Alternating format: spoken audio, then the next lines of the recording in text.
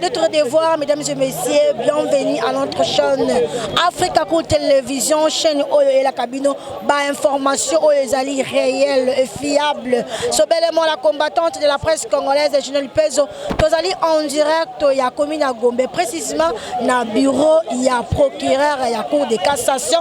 Mais pas une la combattante de la presse congolaise, accompagnée de Dieu merci, Toye Penza, cause de la bine où les alliés information, invitation. Il y a PGR, il y a cour de cassation. Et Tambola qui penza dans les réseaux sociaux. Azara Kabenisema qui dans Mkolalelo, moi dans Boka Chantiningo Bilamba, Kabenisemi Lelo, na procureur, il y a cour de cassation. Bisona bientôt éviter, Mouti fini nango Babenisi dans Mkolalelo. C'est pour cela que awa pour la cause de la bino penza, ba image to ba réaction, il y a ba Congo man ko yebapé le pourquoi oyo Babenisi na oyo isika, vous la connexion branchée, tout la na bino elongo. Par rapport à la convocation oyo bapesi Jatini Mbobe. Wa biso to remarquer acharnement contre Mokonzi na biso. Yango comme tout monde a une invitation dans les réseaux sociaux, tu dois se rendre compte na yango to yeba quel est le problème oyo babengisi lié. Parce que trop c'est trop, to lembi quand même toza bana mboka. Pourquoi kaka mutu moko likamu moko do kombo oyo komi eleki lokola ata manga na goût ekomi ka Jatini Ngobila. Trop c'est trop. Yango siko toye ba ebisa biso so balingeli eni. Qu'est-ce que la bino moye baté le kolina ngozoleka. Mais toyebi te lo ne nezoleka parce que toyebi makambo toleka na ba élection ba injustice makambo belé acharnement en tant que mon invitation toye to se rendre compte na problème ezaneni teza na droit na biso toyeba. Message n'ongo pesa na ba konja justice o ba Orlando siko. Mutu asungi président Fachi lokola Ngobila azate. Et puis gouverneur Oyo asali musala na ville Kinshasa lokola Ngobila azate. Batika Ngobila tranquille, Ngobila za on a pour na mission à chef de l'État. A accomplir mission à Fachi, Fachi a gagné na mandat na ye. Millions de dollars en jeu. Oyo za na preuve a PC en outil sur preuve ezate.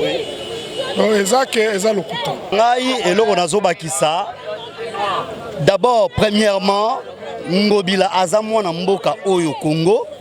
En plus, azapeli sous congolais. Mabe Ngobila lelo et pas politicien nyonso ezanini. Parce que Aza derrière vision chef de l'État. Mabe na ye premièrement yango na place bandi pour acharnement politicien pour politicien nyonso ba sangana na ye. Pour ba sangela ye en tout cas et ça la passe. Lelo soko za politicien, oza na poso gagner loko na oza nango bezo gagner ou bien comme autorité ou comme gouverneur. Mais convaincre batu na misala, convaincre batu na makamoko eza malamu, yo po comme mwana ya président. Parce que lelo Ngobila so za lelo enfant chéri ya président parce qu'ils ont soutenu vision président. Abanyango lelo te avant élection 2023, il y a décembre. Ngobila abandi vision à chef de l'État. Alors en tout cas, et là on a reçu la justice. Asala musala na e normal. Asala musala na été pour na koyoka kinga na ebisa kinga boye, kinga na ebisa kinga boye. Aluka ba investigation na e o ya ko sala ke no moni ke no awa mutoyo to sankité na e ba sankité na Jatini Ngobila. S'il vous plaît, en tout cas naza vraiment na eloko kolobate et sala nga pasi.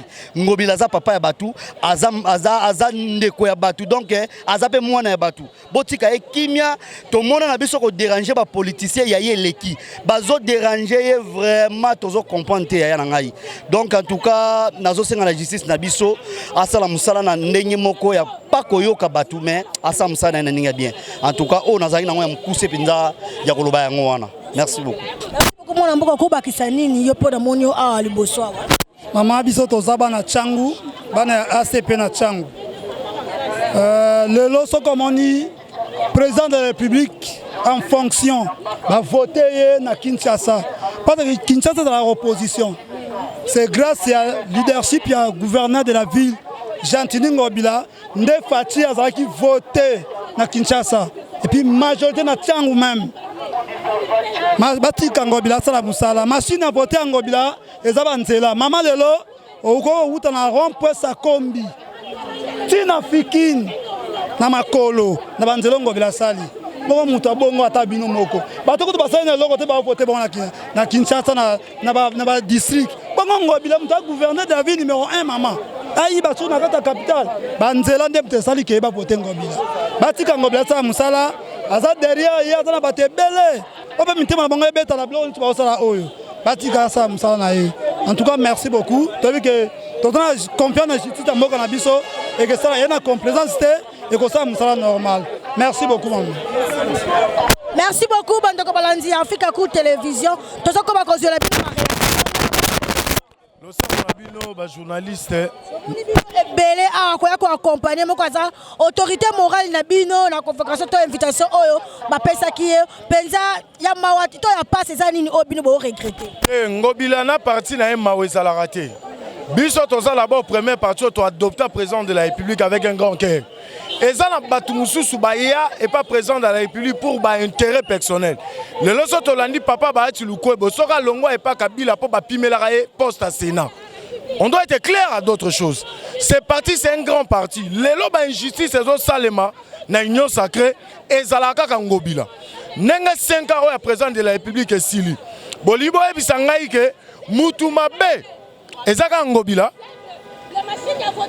Moutumabe, to parti à Mabe, et Zaka KCP. Papa Mboso, Bahati Lukwebo. Tout faut bailler parti histoire à Union Sacrée. C'est notre cher parti. Bango baya ba créer Babiloro na bango. Comme ça le local et toko ya matanga. Président de la République, si vous ne protégez pas notre autorité morale ou si vous ne protégez pas notre cher parti. Moi j'ai été partout avec le président de la République. J'espère Bilamba on a là tio. Nazana président à Dubaï, Nazana président Émirats Arabes Unis. Nazana présent là-bas, province union sur RDC. Si les jeunes comme nous, Totika Maramba politique, Totika Makamba parti politique, parce que le président lui-même nous avait dit, na congrès ce qu'on a parlé du peuple. Les parents, laissez vos enfants s'intégrer dans la politique. Aujourd'hui, nous sommes des intellectuels. Ngobila, ce qu'il fait pour nous. Moi, François Toroloba, Ngobila Moutasali, que Totanga Bakelasi, Tokom à la niveau Tokomeli. Sikoyo, Ngobila Ngobo Zoye Bokanga et d'abord, Ezalana, député de mon côté, na élection qui va voir dans toute la République au Ngobila. Azate, Yoro Yeb Sanga que caméra va voter qui est na Bukavu. Yoro Yeb Sanga que papa Bati va voter qui est na Bukavu. To papa Mboso d'abord, 0, na province na Yé na Kenge, Facha Sanga qui lui bungutu.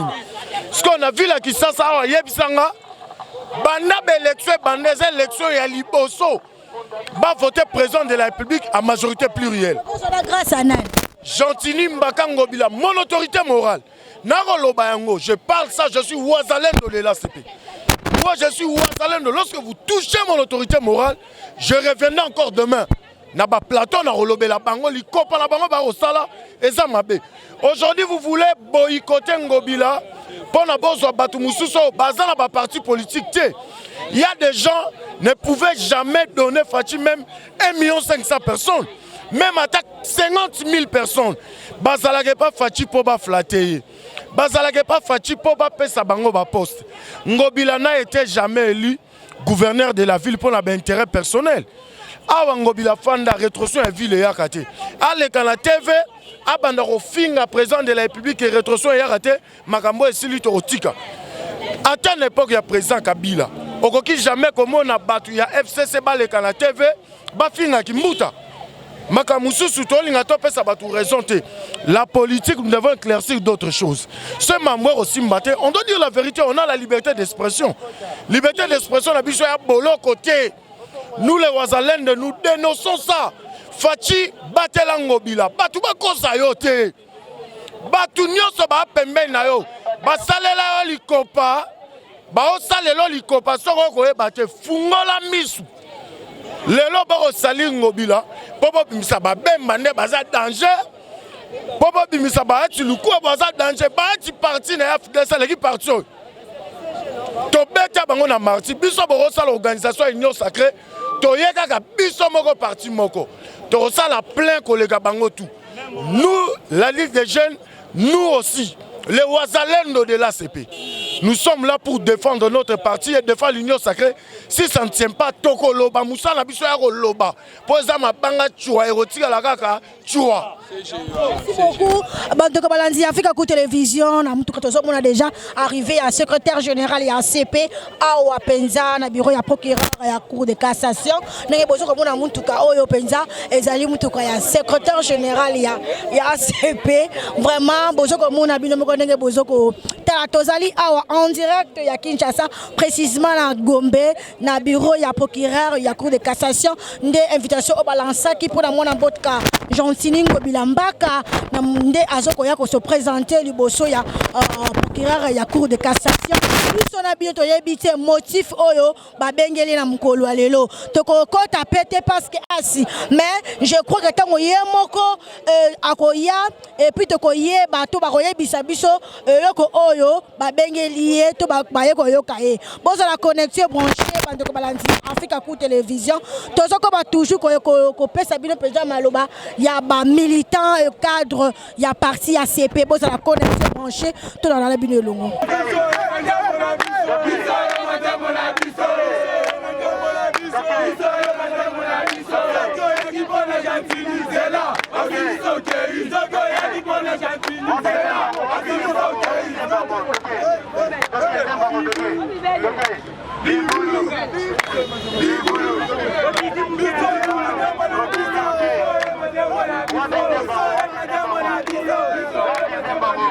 Pour venir accompagner l'autorité morale de notre parti, le gouverneur Jean-Tini Ngobilambaka qui est convoqué par la justice. Et jusque-là, nous attendons parce que c'était prévu à 14 h. Bientôt là, l'autorité va arriver et nous devons savoir pourquoi Jean-Tini Ngobila est convoqué par la justice. Et nous sentons qu'il y a un problème de l'acharnement. Parce que ça date maintenant de 3 ans que Jean-Tini n'est pas tranquille. On cherche à tout prix comment anéantir cet homme de Jean-Tini Ngobila. On se pose mille et une questions. Qu'est-ce qui se passe et se dit à quoi? Mais ce sont les amis de l'Union sacrée. Jean-Tini Ngobila est de l'Union sacrée. Et ce que nous subissions au niveau de l'Union sacrée, ça nous fait très mal. La raison pour laquelle Toza Esika Oyo, Potoyeba, Pona Nini Babengisi, Mwana Mboka, Jean-Tini Ngobila Mbaka. Asali Nini, parce que Azali gouverneur en fonction, Tina Nini Babengisi Léao, Yangwano Zomona, Bato Baza Ebele Awa, Nyoso Zomona Baza, Bande Konabiso, camarade de ACP, Alliance des Congolais progressistes, na Pessimbote, na ba femme d'aujourd'hui. Moda, président Moda, merci beaucoup. Ok, bon. La Linga a rajouté le mot à propos de camarade Oscar. Moi, je crois qu'il a tout dit. Ngobila a été victime, ou il est victime d'une conspiration. C'est-à-dire quoi? Depuis très longtemps, nous avons remarqué qu'il y a un acharnement. Depuis très longtemps, alors que Ngobila est le seul ou le premier à avoir soutenu la candidature de son Excellence Félix Antoine Tshisekedi Tshilombo. Et alors, nous sommes déçus de voir que Feyote Oyo et Oumeli Mingi, ça fait aujourd'hui près de 2 ans où Jean-Tini Ngobila est victime d'un acharnement de la part de ceux-là même qui l'a aidé aujourd'hui à constituer la majorité. Parce que, qu'on puisse le dire, à Kinshasa, si le président de la République a été élu massivement, c'est aussi grâce à Jean-Tini Ngobila Mbaka. Parce que, à Kinshasa, il n'y a pas un parti politique qui peut rivaliser avec ACP de Jean-Tini Ngobila. Moi, je crois que, comme l'a dit Maître, Toye Tokoyoka, exactement de quoi s'agit-il? Parce qu'on en a marre. Ça sent l'acharnement et ça sent les complots. Et les autres, qu'est-ce qui va se passer? Et je crois qu'à la fin, nous vous dirons ce qui s'est passé réellement. Merci.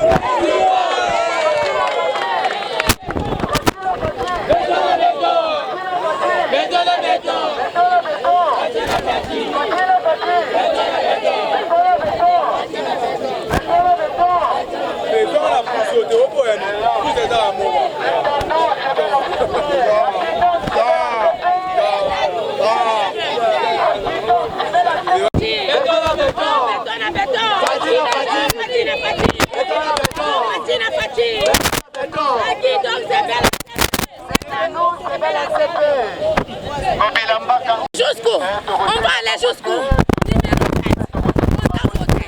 Président voté. Ngobila a fait ton campagne du début jusqu'à la fin. Seul gouverneur de la ville-province de Kinshasa. Et nous-mêmes, à Funa, tout Kinshasa. Mais jusqu'aujourd'hui, on ne voit rien de Ngobila. Comme les machines a volé. Qu'est-ce qu'il a volé? Il a volé ses commandes.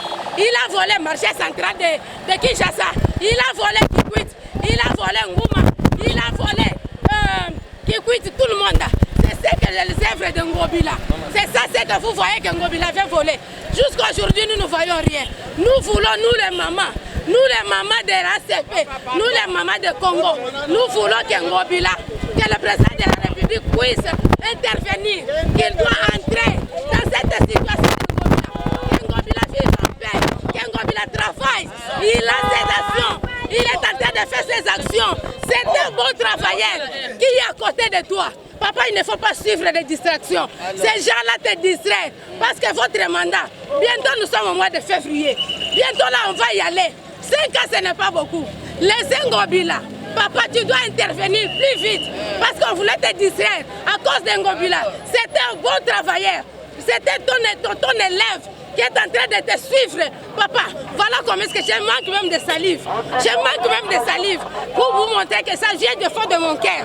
Je sais qui sort. J'en ai marre. Papa Fatih. Moi, je suis Moukwanzumba.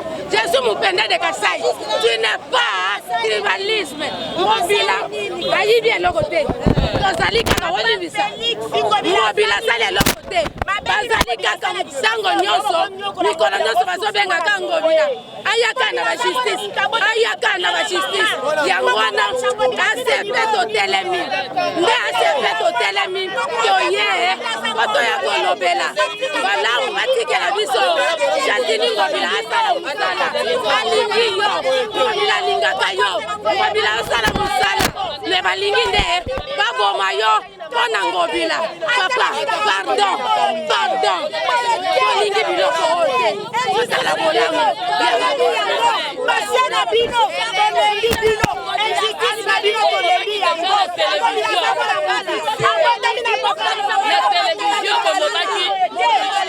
C'est la première fois Ngobila a travaillé malamu na kati ya Congo. Kolobaki yango. Kolobaki c'est la première fois Ngobila a travaillé malamu na Congo.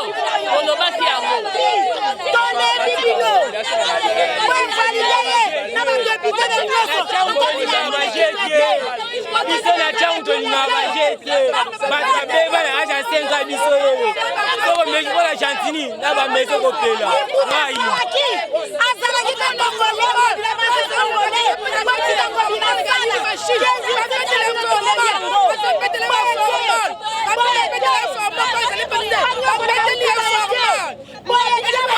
Toboyi injustice tribal na kati ya Kinshasa.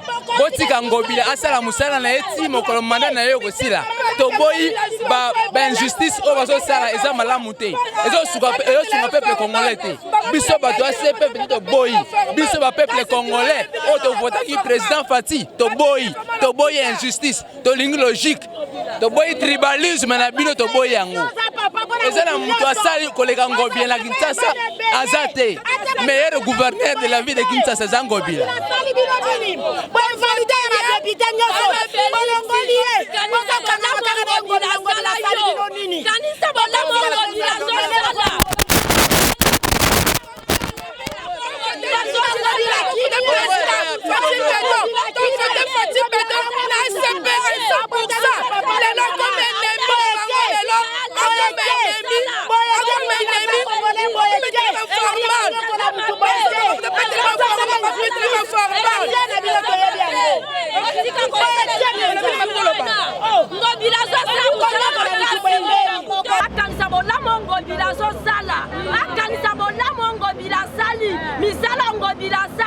Papa Félix akanisa yango atika ben justice bango bazo sala wana asala musala wana atika ben justice wana mama yo batisi boye alira lo ba Ngobila lo ba ke parti na ngai mustu mo ba e voter Fati Beto biso to voter Fati Beto na Chantini na biso gouverneur na biso to voter voter Fatih Béton. Quand après Gentini, on voter hier. On voter pour Tolingi Gentini, Tolingi Fatih Béton. Il y a le comme le que Gentini a yibi machine. Machine yani misana ye. Ozo ko tumisa ya mingi. Azo sa pas tombe la na ko. Na kinta sa. Ozo sa ba kan. Ozo freiner ye. Ozo kamola ye. Ozo musala bien salité. On a nini bo. Kazo le bala panje ko na bike. Donc ngo be ko sa musala kasi ba akotika bilembo. Le ko la akotika bilembo. Tombe de la format que a yibi machine. Et c'est le formal. Bango ba yembe ngo ba tra ba ko na zo ko zo tumisa zo funa funa yo. Na une président Séni. Ayebi que ça formal. To baye. Mama la lobi boye. Ngobila sale ebele o espèce bakinois banzela elenge sezala ki mabe abongisa akomisa sakino peto grand marché ya mwana azosala bandima pe mwana aza pe mwana abotami aza congolais azosala makombo kitoko ata mabe yango eza bilamba ya bosoto basokolaka na ndako eza te kobebisa lokumu ya moninga mwana moninga mabe makasi ezopesa biso pasi ACP parti ya munene ekesango mokili mobimba mpona nini kondima mwana mutu so asali bolamu ngobila asali ebele bolamu eleke ebele na kokotanga te presaka somo batika ye asali ebele batika mwana batu batika ye asala kontinuité ya misala na ye olembi ye misala na eleke ebele yango ezasala bango soni asali nini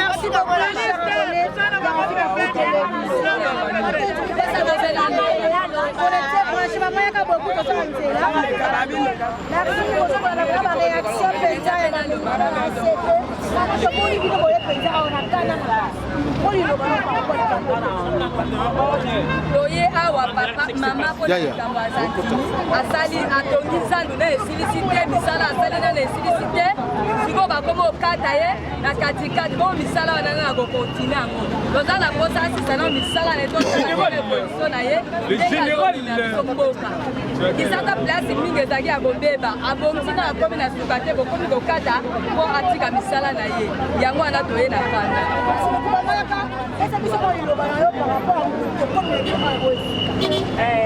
mama toye awa na papa Fati boye papa Fati yoza président na biso nyoso oza congolais ngobila za congolais oza mukonzi ya bikolo nyoso oza mukonzi ekolo moko to contre pour toza mukonzi ya bikolo nyoso ya wanga nazo senga na leli na yo nazo lela na yo mukonzi na biso papa Fati boye pona nini banda gentil nazo sala koza la kimia te boye zalaka te lelo ngobila lobi ngobila sima lobi ngobila eza nini papa Auguste kaka ngobila na ngobila mutako vanda kimia te ngobila za congolais aza étranger te aza mwana mboka asali pe ya mingi ata batu baboyi menitema na bango eza témoin bazoyeba ke ngobila sala pourquoi kaka ngobila na ngobila mikolo nyuso ka kobunisa ngobila na ngobila ko vanda kimia te kisozo mobimba eza kaka ngobila yango machine yango vote yango ayibaki machine ezala kaka ngobila ese bino bokanga ngobila na machine boza na preuve pourquoi kaka ngobila kofuna ngobila ere nyose eza nini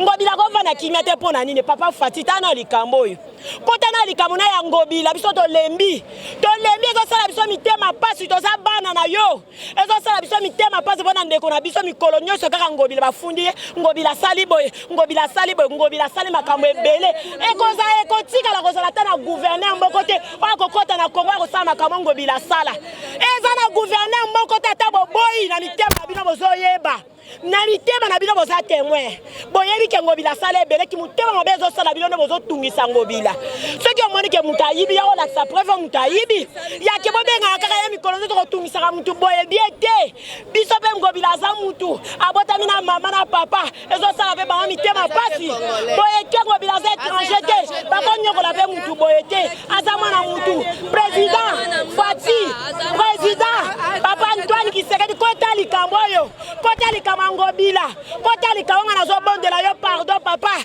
kota likambo ngobila kata biso likambo oyo ngobila bafanda kila za mwana mutu azofanda kimia te mutu ngisi eleki azofanda kimia te toza na posa ngobila avanda kimia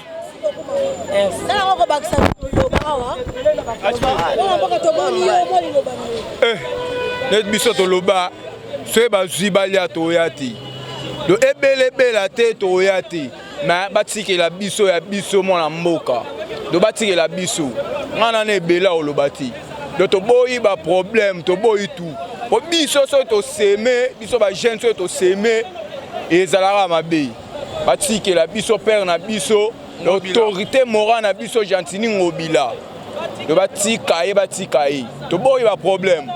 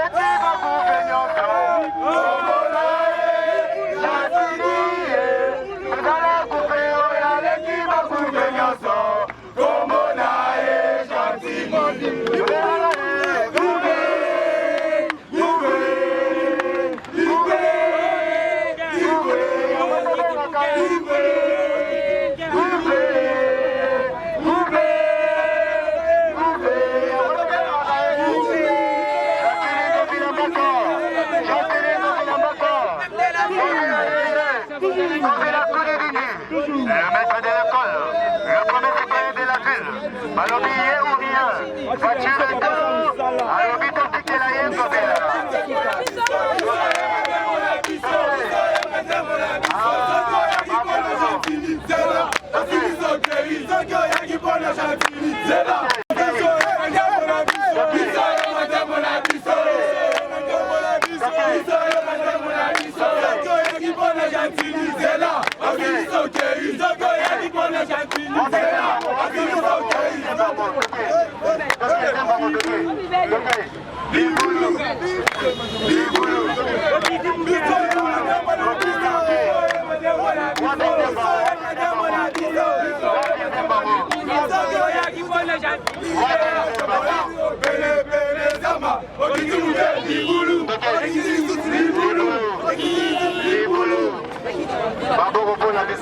n'a pas peur, c'est juste une invitation et nous sommes fiers de l'autorité morale de l'ACP, nous sommes fiers du gouverneur Jean-Tini Ngobila Mbaka, ce qu'il a fait dans cette ville de Kinshasa, c'est immense.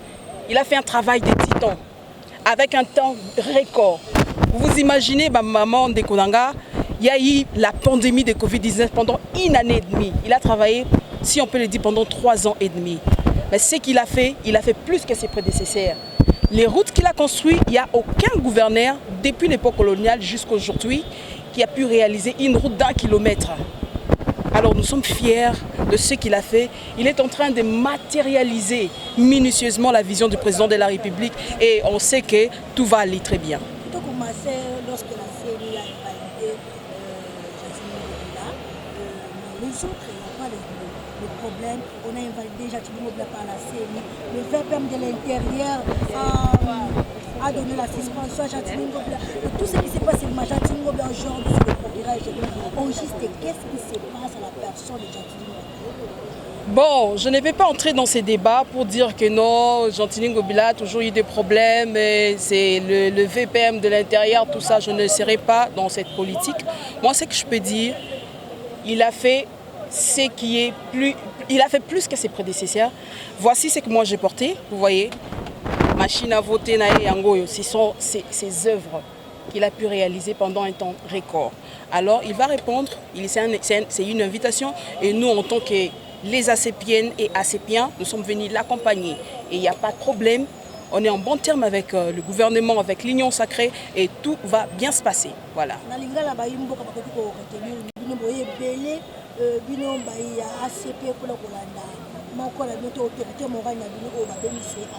Baimboka, Congolais, en général, Kino en particulier, beaucoup de retenir que ESA est l'autre côté.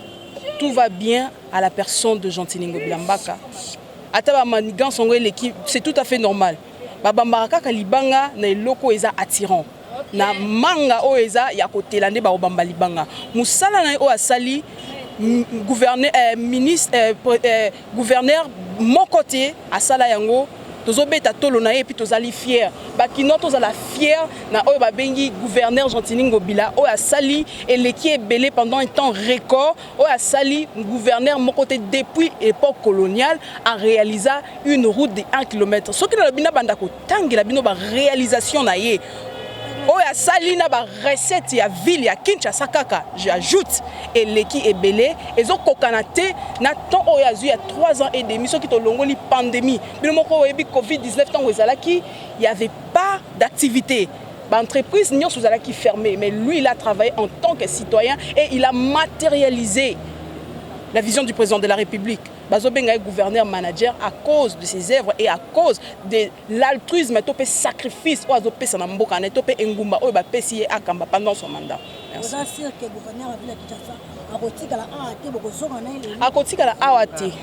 Akotikala awate eza invitation ba bengi aye ko répondre comme citoyen congolais comme oyebi mibeko et puis tozoi tozongini na ndaku ndenge ayaki. Des exploits à la République démocratique du Congo, précisément dans la ville de Kinshasa. Tu as vu ce qu'on n'a pas vu dans la ville. Donc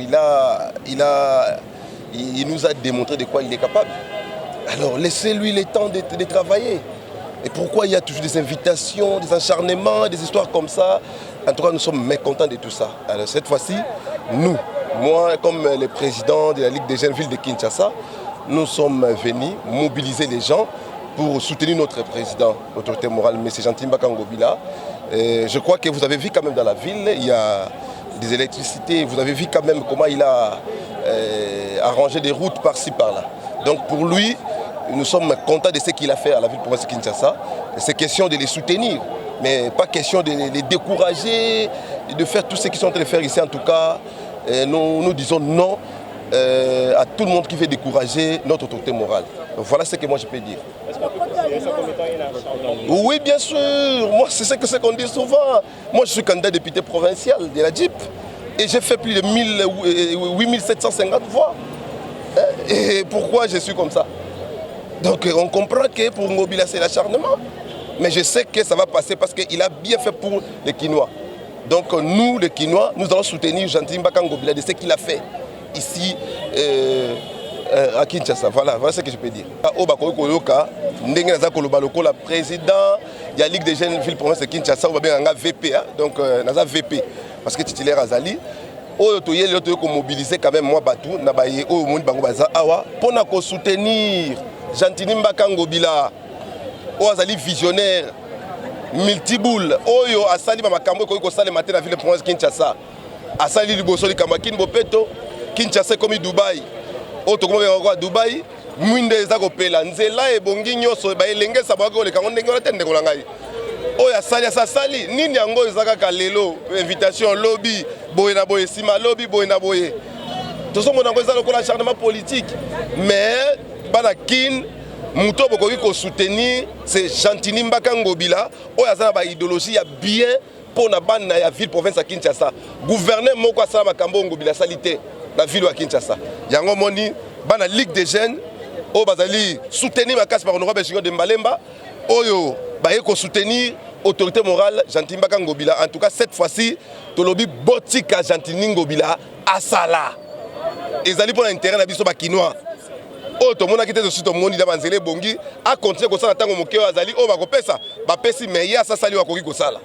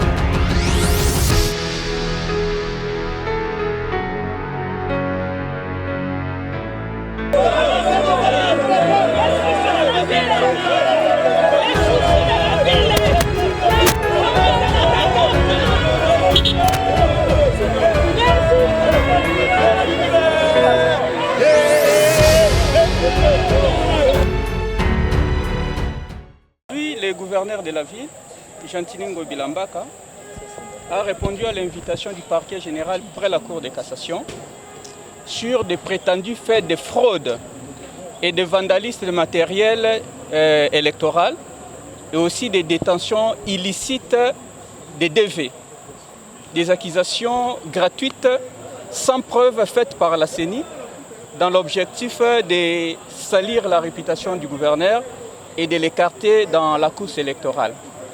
L'instruction a révélé qu'effectivement, au-delà de ces allégations, il n'y a aucune preuve matérielle qui puisse attester que le gouverneur détiendrait des DV dans sa maison où le gouverneur aurait procédé à des actes de vandalisme ou encore à des fraudes électorales.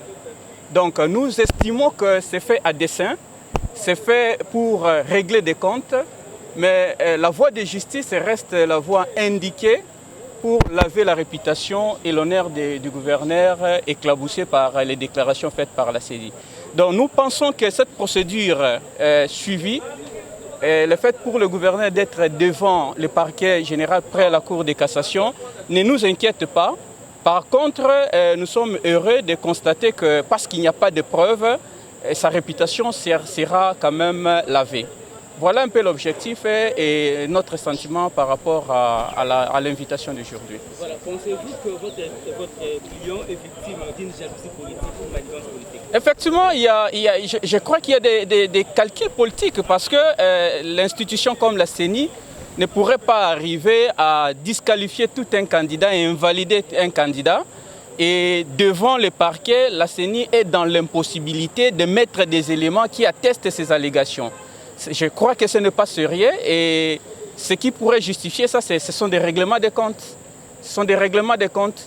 Ce qui reste pour nous, le gouverneur est invalidé, il n'a pas été réhabilité, mais ce qui reste pour nous, c'est son honneur et sa réputation qui pourraient être lavés par la voie de la justice. Pour se présenter par procureur pour l'invitation à Tindela qui est tout le monde a zone na bureau na et moi Lilobana. Lilobana ngala sepeli makasi parce que Gentini Mbaka Ngobila aza mwana liboso ya Fachi Beton asala musala kitoko tomoni lelo cour a quitté Gentini Mbaka Ngobila toza na sengwa makasi ya komona Gentini gouverneur de la ville de Kinshasa ya ko zonga lisusu na bureau na lelo parce que kuna procureur a bengaki mais tomoni procureur a quitté donc c'est que toza na sengwa makasi ya komona gouverneur Gentini Mbaka Ngobila ya ko zonga na bureau na ye.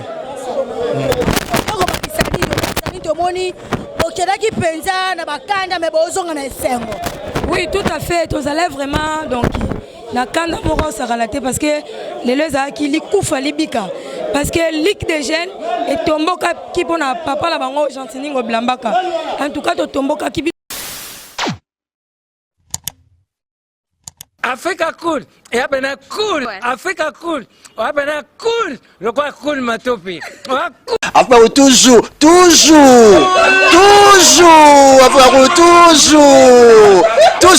après cool. C'est bon. Et ça chaîne est bien. Et puis vous êtes très rapide. Et ça très rapide. Et ça chaîne moko, bah quoi ça a bien confiance. En tout cas, nazo senga na bato oyo nanu ba souscrire te bazwa. Donc, eza vraiment neti oyo balobaka ke boka lelo, lamba lelo, lia lelo. Vous voulez le Congo pour que le Congo devienne cool, pour suivre les cool analyses, alors revenez et abonnez-vous massivement. Bobozana Moana, massivement. L'Afrique cool donne l'information en temps réel et en temps chirurgical. Si tu ne suis pas, tu as la crise cardiaque. Qu'est-ce que tu penses de l'Afrique cool? C'est pépélé. Africa Cool, c'est la destination de prédilection pour une communication optimale.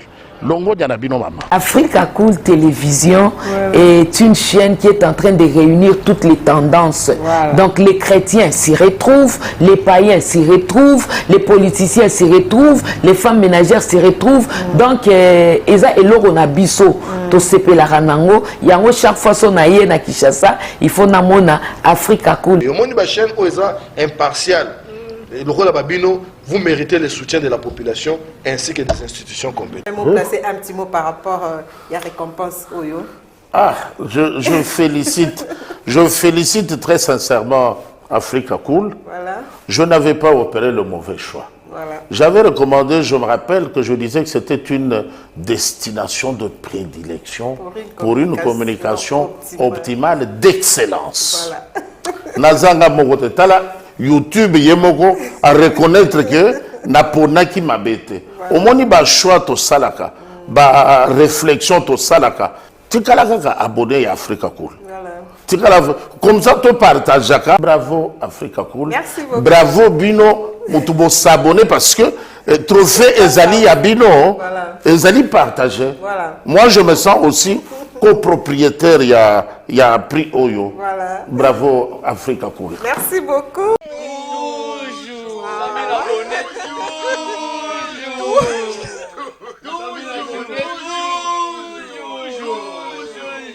Voilà.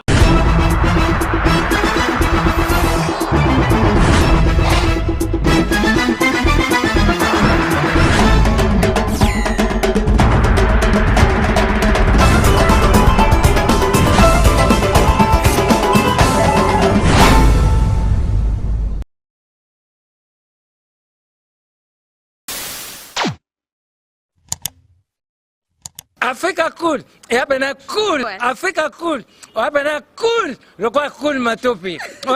Après toujours,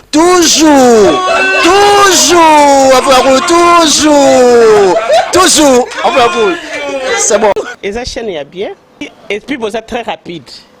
Et ça très rapide, et ça chaîne moko, bah quoi ça a bien confiance. En tout cas, nazo senga na bato oyo nanu ba souscrire te bazwa. Donc, eza vraiment neti oyo balobaka ke boka lelo, lamba lelo, lia lelo. Vous voulez le Congo? Pour que le Congo devienne cool, pour suivre les cools analyses, alors revenez et abonnez-vous massivement. Bobozana Moana, massivement. L'Afrique Cool donne l'information en temps réel et en temps chirurgical. Si tu ne suis pas, tu as la crise cardiaque. Qu'est-ce que tu penses de l'Afrique Cool? C'est pépélé. Africa Cool, c'est la destination de prédilection pour une communication optimale.